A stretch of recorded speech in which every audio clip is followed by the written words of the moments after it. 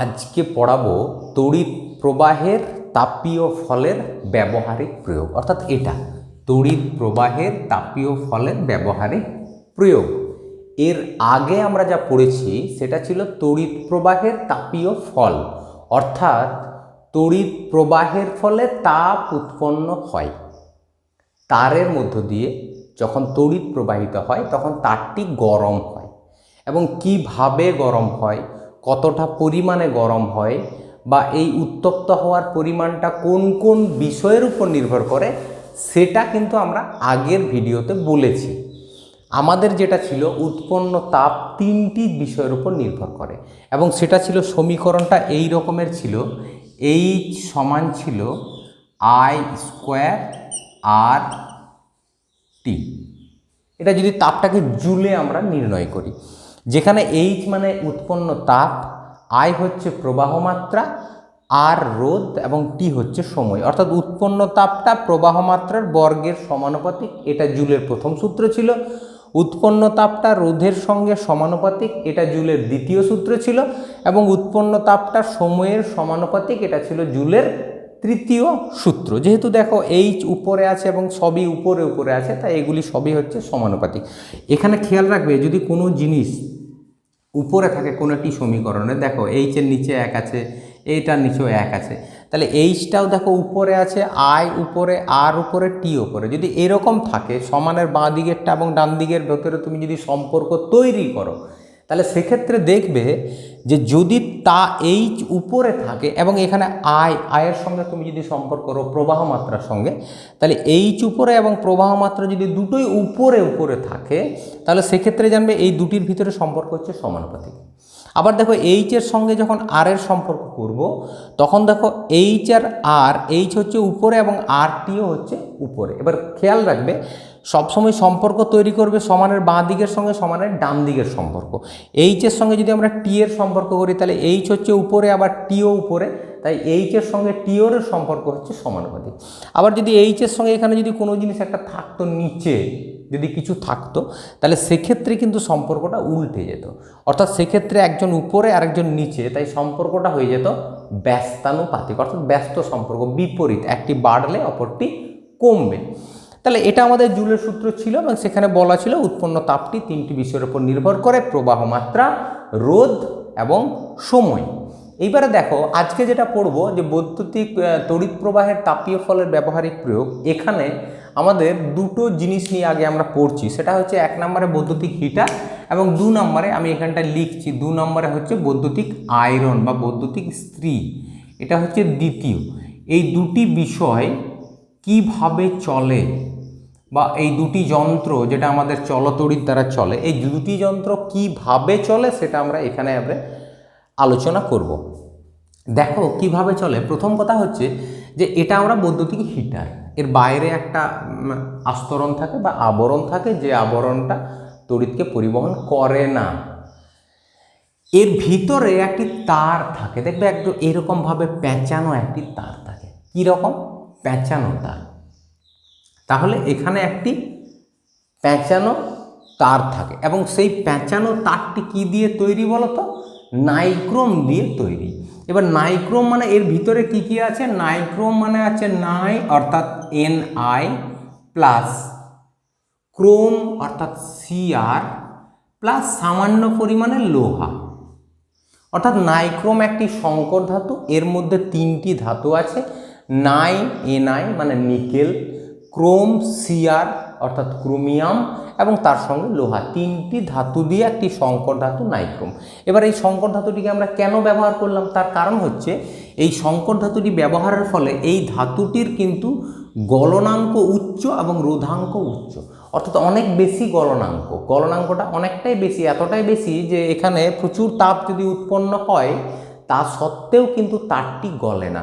তুমি মনে করতে পারো এর গলনাঙ্ক হয়তো 2500 ডিগ্রি সেন্টিগ্রেড, তাহলে যদি 2500 ডিগ্রি সেন্টিগ্রেডের গলনাঙ্ক হয়, তাহলে 2500-র নিচে যদি তাপমাত্রাটা থাকে, অর্থাৎ 2000 ডিগ্রি বা 1800 ডিগ্রি বা 1000 ডিগ্রি তাপমাত্রা যদি থাকে, তাহলে সেক্ষেত্রে কিন্তু এই তারটি সহজে গলবে না, কারণ এই তারটি গলাতে গেলে তাপমাত্রা ওই 2500 ডিগ্রি সেন্টিগ্রেডেই কিন্তু প্রয়োজন। তাহলে এটা হলো উচ্চ গলনাঙ্ক, যেহেতু সহজে গলে না। আবার এটার কি আছে বলো তো, উচ্চ রোধাঙ্ক, অর্থাৎ রোধটাও অনেক বেশি। রোধাঙ্ককে দেখবে আমরা এরকম লিখেছিলাম, আমি একবার দেখিয়ে দিচ্ছি। আর সমান এরকম ছিল, আর সমান রো ইন্টু এল বাই এ।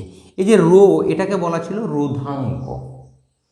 তাহলে এই উচ্চ রোধাঙ্ক অর্থাৎ রোধাঙ্কটা বেশি। এখন দেখো রোধাঙ্ক যদি বেশি হয় তাহলে রোধটা বেশি হবে, উপরে আছে মনে করো, তাহলে রোধাঙ্ক বাড়লে রোধটা বাড়বে। এবং এই রোধাঙ্কটাই হচ্ছে কোনো একটা পরিবাহীর তার একটা নিজস্ব ধর্ম, যে সেই পরিবাহীটা রোধটা কেমন হবে সেটা নির্ভর করে রোধাঙ্কের উপর, ওই বস্তুটা কী দিয়ে তৈরি অর্থাৎ উপাদানের উপর। সুতরাং এই তারটি এমনভাবে তৈরি, তারটির উচ্চ গলনাঙ্ক এবং তারটির উচ্চ রোধাঙ্ক। শুধু এটা না, এখানে যেটা আমরা লিখেছি বৈদ্যুতিক আয়রন, এটার ক্ষেত্রেও কিন্তু একই রকম। বৈদ্যুতিক আয়রনের ক্ষেত্রে একই রকম, সেখানেও তারটি এরকমভাবে পেঁচানো থাকে। তাহলে তারটি পেঁচানো থাকার ফলে কি হয়, এই তারটি আবার একই রকম নাইক্রোম দিয়ে তৈরি এবং এর উচ্চ গলনাঙ্ক আর উচ্চ রোধাঙ্ক। এবার তারটি পেঁচানো থাকার ফলে কি হয় দেখো, তারটি কীরকম, তারটির আরেকটি জিনিস লিখছি, তারটি হচ্ছে সরু ও তারটি হচ্ছে পেঁচানো। এইবার এই সরু বা পেঁচানো এই কথাটির অর্থটি কী সেটা আমরা একটু বলে দিই। দেখো সরু এবং পেঁচানো এর মানেটা কি। প্রথম কথা হচ্ছে যদি সরু হয়, তাহলে সরু তারটি যদি সরু হয় তাহলে কি হবে, সরু হলে তারটির প্রস্থচ্ছেদের ক্ষেত্রফলটা কম, ক্ষেত্রফল কম, তার সরু অর্থাৎ প্রস্থচ্ছেদের ক্ষেত্রফলটা হচ্ছে কম। যেমন মনে করো, আমি তোমাকে যদি আবার বলি যে দেখো এই যে কলমটা দেখতে পাচ্ছ, এই কলমটার এই জায়গাটা সরু অর্থাৎ এর ক্ষেত্রফলটা কম, প্রস্থচ্ছেদের ক্ষেত্রফল। আবার যদি এই কলমটা ধরি, তার ক্ষেত্রে দেখো এর প্রস্থচ্ছেদের ক্ষেত্রফলটা অনেকটাই বেশি, অর্থাৎ এটা সরু আর এটা হচ্ছে মোটা। সুতরাং তারটি যদি সরু হয় তাহলে সেক্ষেত্রে তার প্রস্থচ্ছেদের ক্ষেত্রফল অর্থাৎ এই যে এখানে লেখা আছে দেখো এ, এই প্রস্থচ্ছেদের ক্ষেত্রফলটা কি হবে বলো তো, কম হবে। এবার প্রস্থচ্ছেদের ক্ষেত্রফল যদি কম হয় তাহলে রোধ কি হবে দেখো, এটার সঙ্গে এটার সম্পর্ক ব্যস্ত, কেননা এটা নিচে আছে আর এটা উপরে আছে। তাহলে ক্ষেত্রফল যদি কম হয় তাহলে তার রোধটা বেশি হবে। এই কারণে এই সরু হওয়ার অর্থটি হলো যে সরু মানে তার রোধ হচ্ছে বেশি, রোধ বেশি, অর্থাৎ রোধটা বেশি করার জন্য আমরা তারটাকে শুরু করেছি। ওকে, এবার আমরা যাচ্ছি পেঁচানো। এই পেঁচানো কথাটার অর্থ কী। এবার যদি আমরা পেঁচানোতে যাই তাহলে আমরা দেখতে পাবো যে এই যে পেঁচানো করা আছে, পেঁচানো মানে কি, একটা তার যদি পেঁচানো থাকে সেই তারটিকে তুমি যদি বড় করো তাহলে অনেকটা বড় হবে। দেখবে একটা স্প্রিং পেঁচানো থাকে, স্প্রিংকে টানবে অনেকটাই বড় হবে। অর্থাৎ পেঁচানো কথার অর্থ হচ্ছে তার দৈর্ঘ্যটা অনেকটাই বেশি। কি বেশি? দৈর্ঘ্য বেশি। তাহলে এই তারটি যেহেতু পেঁচানো, এর দৈর্ঘ্যটি বেশি। এবার দেখো দৈর্ঘ্য যদি বেশি হয়, এখানে লেখা আছে দেখো দৈর্ঘ্যটা যদি বেশি হয়, এটা হচ্ছে দৈর্ঘ্য, এই দৈর্ঘ্যটা যদি বেশি হয় তাহলে দৈর্ঘ্যের সঙ্গে রোধের কি সম্পর্ক দেখো না, দৈর্ঘ্য যদি বেশি হয় তাহলে রোধটা বেশি হবে, কেননা উপরে আছে, উপরে থাকলে সরল সম্পর্ক, সমানুপাতিক সম্পর্ক, অর্থাৎ দৈর্ঘ্য বাড়লে রোধ বেশি। সুতরাং এখানে পেঁচানো কথার অর্থ দৈর্ঘ্যটা বেশি অর্থাৎ রোধটা বেশি। তাহলে এই সরু আর পেঁচানো হওয়ার মূল কথা একটাই, যে তাদের রোধটা হবে অনেকটাই বেশি। এইবারে এই রোধ বেশি হলে কি হয় না, আমরা দেখো জুলের সূত্র থেকে জানি, এখান থেকে রোধ যদি বেশি হয় তাহলে উৎপন্ন তাপটি কী হবে, অনেকটাই বেশি, কারণ এখানেও দেখো সরল সম্পর্ক। তাহলে রোধ যদি বেশি হয় উৎপন্ন তাপ বেশি। এই কারণে হিটারে, বৈদ্যুতিক হিটারে অথবা বৈদ্যুতিক আয়রন, এই দুটি ক্ষেত্রেই কিন্তু প্রচুর পরিমাণে তাপ উৎপন্ন হয়। এবং বৈদ্যুতিক হিটারের ক্ষেত্রে যে তাপটা উৎপন্ন হয় সেই তাপের দ্বারা আমাদের রান্নাবান্না করতে সুবিধা হয়। আবার যদি আমরা বলি বৈদ্যুতিক আয়রন, এক্ষেত্রেও প্রচুর তাপ উৎপন্ন হয় এবং সেক্ষেত্রে আমাদের জামা কাপড়কে আয়রন বা ইস্ত্রি করতে অনেকটাই সুবিধা হয়। বোঝা গেল? তাহলে এটা হচ্ছে বৈদ্যুতিক হিটার এবং এটা হচ্ছে বৈদ্যুতিক আয়রন। আরেকবার যদি আমি একটু পরিষ্কার করে বলে দিই তাহলে ব্যাপারটা এরকম, বৈদ্যুতিক হিটার বা বৈদ্যুতিক আয়রন একই কথা, শুধু বৈদ্যুতিক হিটারের জায়গায় তুমি নামটা চেঞ্জ করে বৈদ্যুতিক আয়রনটি বসিয়ে দেবে, নিজেরাই লিখতে পারবে, কোনো অসুবিধা নেই। তাহলে বৈদ্যুতিক হিটার যদি কিভাবে চলে না, বৈদ্যুতিক হিটারে একটা সরু এবং পেঁচানো নাইক্রোম তার জড়ানো থাকে। তারটির বিশেষ বৈশিষ্ট্য সেটা হচ্ছে উচ্চ গলনাঙ্ক এবং উচ্চ রোধাঙ্ক। তারটি সরু এবং পেঁচানো হওয়ার জন্য তারটির রোধ বেশি হয়। এবার তারটির রোধ যদি বেশি হয় তাহলে জুলের সূত্র থেকে আমরা জানি রোধ বেশি হলে ওই তারটিতে প্রচুর পরিমাণে তাপ উৎপন্ন হয়, তাপ বেশি উৎপন্ন হয়। আর তাপ বেশি উৎপন্ন হওয়ার জন্য এই দুই ক্ষেত্রে, বৈদ্যুতিক হিটারের ক্ষেত্রে রান্নাবান্না করতে সুবিধা হয় আর বৈদ্যুতিক আয়রনের ক্ষেত্রে জামা কাপড় ইস্ত্রি করতে সুবিধা হয়। বোঝা গেল। এবার আমরা এই তড়িৎ প্রবাহের তাপীয় ফলের আরেকটি প্রয়োগ আছে 3 নাম্বার, সেই 3 নাম্বার প্রয়োগটি সম্পর্কে দেখব। তাহলে বৈদ্যুতিক বাল্ব সম্পর্কে যদি বলা হয় তাহলে এটা হচ্ছে বৈদ্যুতিক বাল্ব। এখন আমরা বর্তমান দিনে যে বাল্বগুলি ব্যবহার করি, অর্থাৎ এখন একদম রিসেন্ট যে বাল্বগুলি ব্যবহার করি সেগুলি হচ্ছে এলইডি। এর আগে পর্যন্ত আমরা সিএফএল বাল্ব ব্যবহার করেছি এবং তার আগে যে বাল্বগুলি ব্যবহার করতাম সেটা ছিল এই বাল্বগুলি, অর্থাৎ ভাস্বর বাল্ব।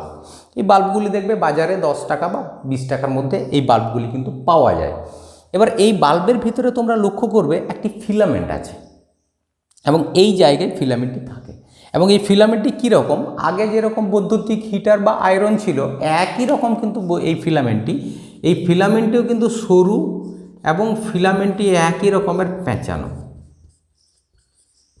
এটাও সরু এবং পেঁচানো দুটি। এবার এক্ষেত্রে কি হয়, ঘটনাটা একই ঘটে।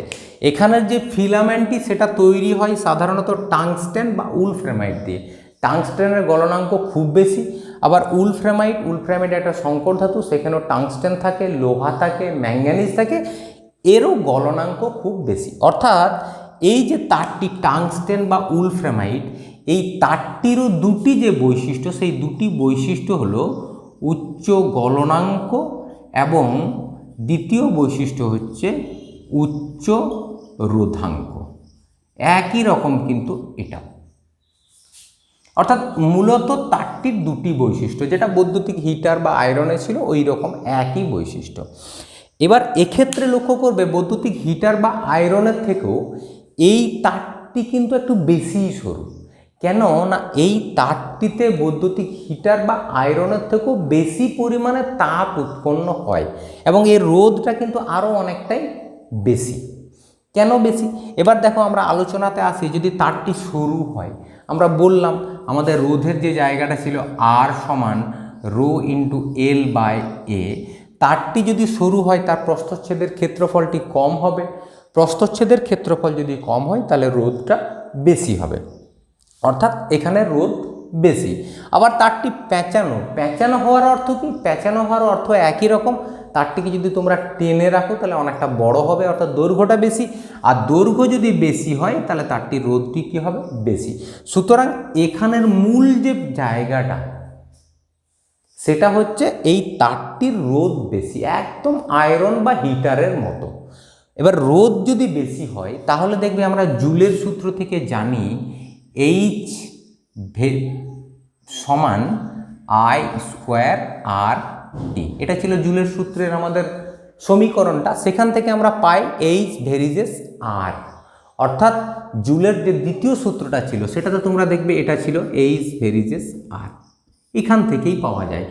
অর্থাৎ রোধ যদি বেশি হয় তাহলে উৎপন্ন তাপটি বেশি হবে। তাই বাল্বের ক্ষেত্রে যেহেতু রোধটি বেশি, তাই বাল্বের ক্ষেত্রেও কিন্তু প্রচুর পরিমাণে তাপ উৎপন্ন হয় এবং এত বেশি তাপ উৎপন্ন হয় যে বাল্বের ফিলামেন্টটি থেকে আলো বিকিরিত হয়। এবার কেন আলো বিকিরিত হয় না, তোমরা দেখবে যদি লোহাকে গরম করা হয় তাহলে লোহার কালারটা কীরকম হয়, লাল। এবার এই লোহাটাকে যদি আরও বেশি পরিমাণে উত্তপ্ত করা হয় বা গরম করা হয় তাহলে সেক্ষেত্রে দেখবে লোহার বর্ণটা লাল থেকে কিন্তু এবার সাদা হবে, উজ্জ্বল হবে এবং সেখান থেকে আলো বিকিরণ করবে। অর্থাৎ ওই লোহাটাকে যদি বেশি পরিমাণে গরম করি তাহলে সেখান থেকে আলো বিকিরিত হয়। আর আমার এখানে দরকার কিন্তু আলো, তাপের প্রয়োজন নেই, তাই এখানে কিন্তু প্রচুর পরিমাণে তাপ উৎপন্ন করতে হয় বা এখানে রোধটা প্রচুর বেশি হয়, সরুটা অনেকটাই বেশি। বৈদ্যুতিক হিটার বা আয়রনের থেকে এর সরু হচ্ছে অনেকটাই বেশি, এটা আয়রন। বৈদ্যুতিক হিটার বা আয়রনের থেকে এই ফিলামেন্টটি কিন্তু অনেকটা বেশি সরু, আর অনেকটা বেশি সরু হওয়ার ক্ষেত্রে কি হয়, এটাতে প্রচুর তাপ উৎপন্ন হয়। এতটাই উৎপন্ন হয় না, এটা লাল হয় ফিলামেন্ট, তারপরে সাদা হয় এবং সাদা হওয়ার পরে আলো বিকিরণ করে। এটা তোমরা দেখে থাকবে, তোমরা যদি বাড়িতে তোমাদের বাল্ব থাকে তোমরা দেখবে যখন বাড়ির ভোল্টেজটা কম থাকে সেক্ষেত্রে দেখবে এই তারটি, তুমি বাল্বের সুইচটা দেবে, এই তারটিতে কেমন যেন একটা আগুনের মতো লাল দেখাচ্ছে, অর্থাৎ তারটি প্রথমে লাল হয় যদি ভোল্টেজ কম থাকে, ভোল্টেজ কম থাকার জন্য তারটি লাল হয়। আবার ভোল্টেজ যখন বেশি হয় তখন তারটি লাল থেকে কী হয় বলো তো, সাদা হয় এবং আলো বিকিরণ করে। আমরা কিন্তু ভোল্টেজ বেশি থাকলে ব্যাপারটা বুঝতে পারি না যে কখন লাল হলো আবার কখন সাদা হয়ে গেল। প্রথমে একসঙ্গে যখন ভোল্টেজ বেশি থাকে সুইচ দেওয়ার সঙ্গে সঙ্গে সেটা লাল এবং সাদা, সঙ্গে সঙ্গে সাদা হয়, লালটা বোঝা যায় না। কিন্তু যদি ভোল্টেজ কম থাকে সেক্ষেত্রে তোমরা লালটা বুঝতে পারবে। তাহলে এক্ষেত্রে কি হলো, এখানে প্রচুর পরিমাণে তাপ উৎপন্ন হয়, এত উৎপন্ন হয় যে ফিলামেন্টটি লাল, লাল থেকে সাদা হয় এবং সাদা হয়ে উজ্জ্বল হয়ে আলো বিকিরণ করে।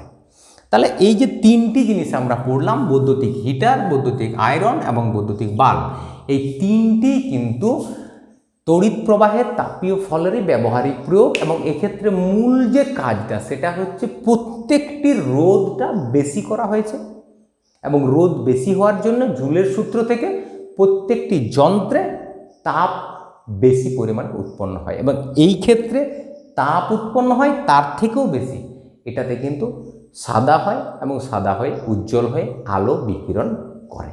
বোঝা গেল?